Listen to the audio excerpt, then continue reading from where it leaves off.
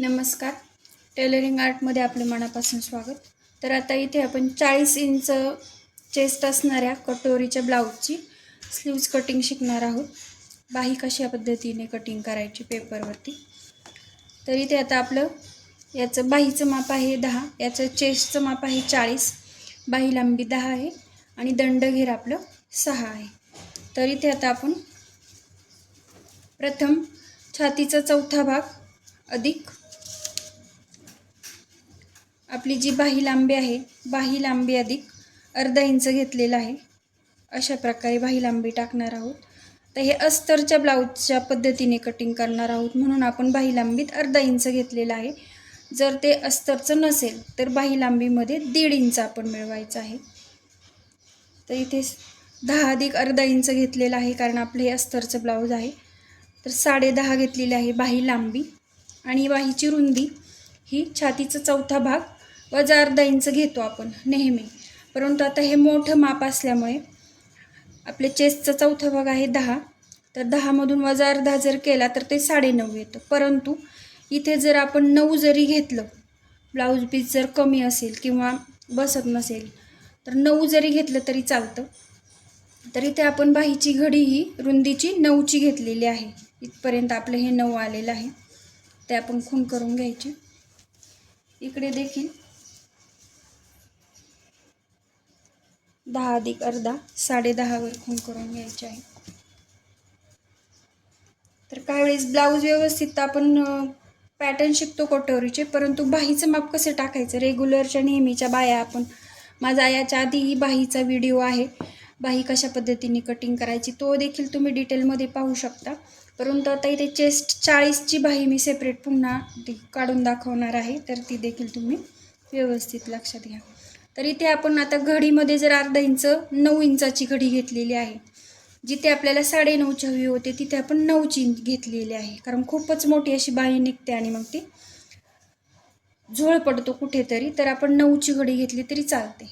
आता इथे लक्षात घ्या, इथे आता आपण घडीचा मध्य 9च्या निम्मे हे 4.5, घडीच्या मध्यावर एक खूण करायची आहे.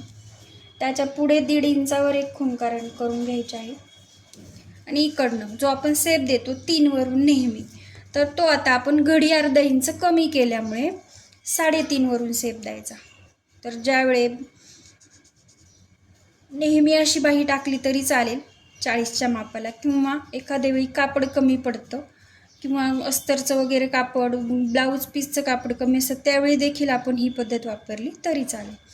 आणि ही अशी रेग्युलर जरी वापरली 3.5 वरून सेप देऊन तरी पण व्यवस्थित ब्लाऊज बसतं. तर आता आपण इथून सेप देणार आहोत. इथे 1.5 इंचाची जी खूण केलेली आहे आपण मध्याची एक, 1.5 इंचावर एक, तर यात ती 3.5 वरून इथे जी 1.5 इंचाची खूण केलेली आहे तिथे आपण सेप द्यायचा आहे.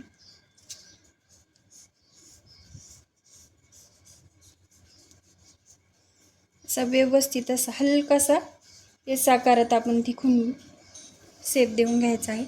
त्यानंतर असं सरळ एकावर एक घेऊन दोन्हीतला अंतर अर्धा इंच ठेवत दुसरा सेप इथे द्यायचा आहे थोडासा पुढे. अशा पद्धतीने तुम्ही पाहू शकता. दोन्हीमधलं अंतर देखील व्यवस्थित ठेवायचं आहे इथे. आणि हा इथून 3.5 वरून इथे मध्याच्या पुढे जी 1.5 इंचाची खूण केली आहे तिथे पहिला सेप न्यायचा या खुणेवर आणि दुसरा त्याच्यात थोडा पुढे.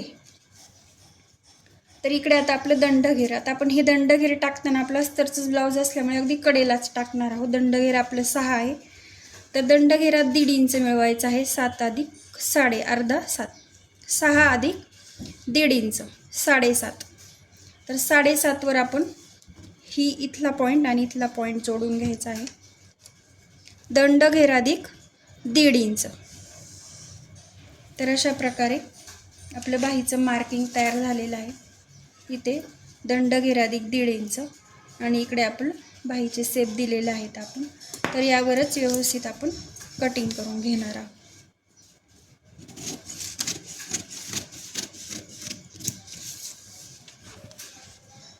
लक्षात घ्या, घडी आपण जी टाकणार रुंदीची घडी जी टाकली ती 9ची टाकलेली आहे आणि बाही लांबीत अस्तरचं असल्यामुळे अर्धा इंच वाढवलेलं आहे. तेच जर आपलं बिना अस्तरचं असेल तर 1.5 इंच वाढवून घ्यायचं आहे बाही लांबीमध्ये.